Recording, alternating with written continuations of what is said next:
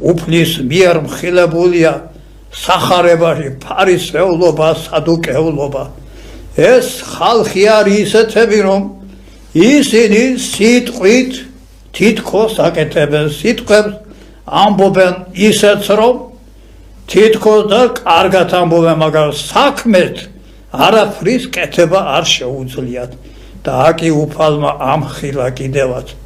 ესენი ტყუილად მაქებენ მათი, ესე იგი თითქოს მემაქებენ, მაგრამ საქმენი მათი შორტგანად ჩემგან, ძალიან შორტგანად.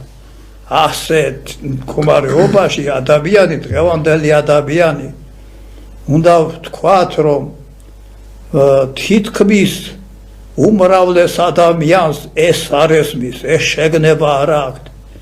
კი ესმით რაღაცა თავისებურად, რაღაცა იციან უფლის შესახებ, თითქოს სამებად, თითქოს წამთ დააკეთებენ, მაგრამ ვაი ამ სარწმუნოებას ისევ სიტყვის დონეზე. სიტყვით ადიდებენ, საქმით სხვა რაღაცას აკეთებენ. იგივე თუნდაც მარტივად რო გამოვთქვათ საეკლესიო მსახურებისას, თუნდაც მარხვების დროს. მარხვა რაღაც საშინელებას მიაჩნიათ ამ ადამიანებს. ქანა არ შეიძლება მარხვის გარეშე მწამდეს. მერე რა ჩემი ჭამა რა ღმერთს რაღაცა არ მოსწონს, ღმერთი გვიგრძალავს ჭამას თუ რა. არა, ჩემო შვილებო, ძმებო და დებო, ღმერთი არაფრის ჭამას არ გიგრძალებს კანონიერად, რასაც მიიწვევთ ღმერთმა შეგარგოთ. მაგრამ მარხვა მარტო ჭამა კი არ არის და მარტო ესე დაუშვათ არ ჭამოთ და ესე იგი ხოლოდ ამაზე გავჩერდეთ.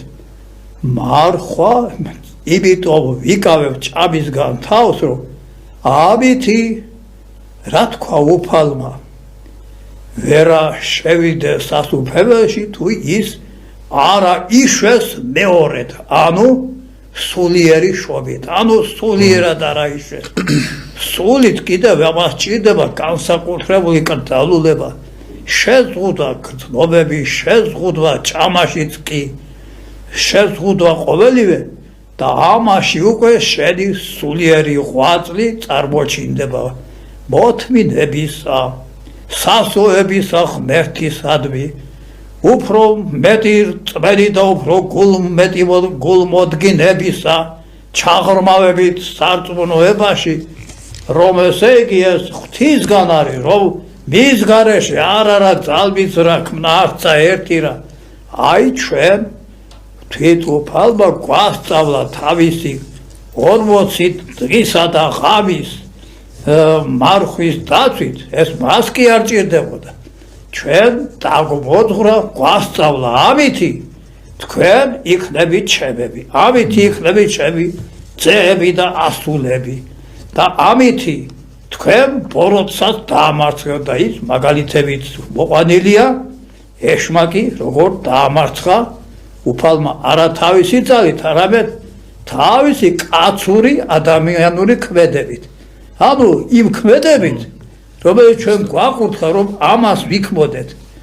აი მაშინ უკვე სხვა რამე გამოვა. მაშინ მარხვას მიეცემა დიდი აზრი, დიდი მნიშვნელობა.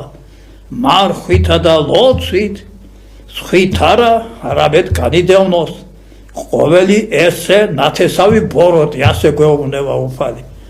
და ნამდვილად რომ ამ ჩვენ თანამედროვე ადამიანებს გომართებს, რომ შევისწავლოთ ეს მეცნიერება, სახარება ვიკითხოთ, გულმოდგინები, სახარების კითხვასაც, ყურადღებით კითხვას დიდი ძალა აქვს, დიდი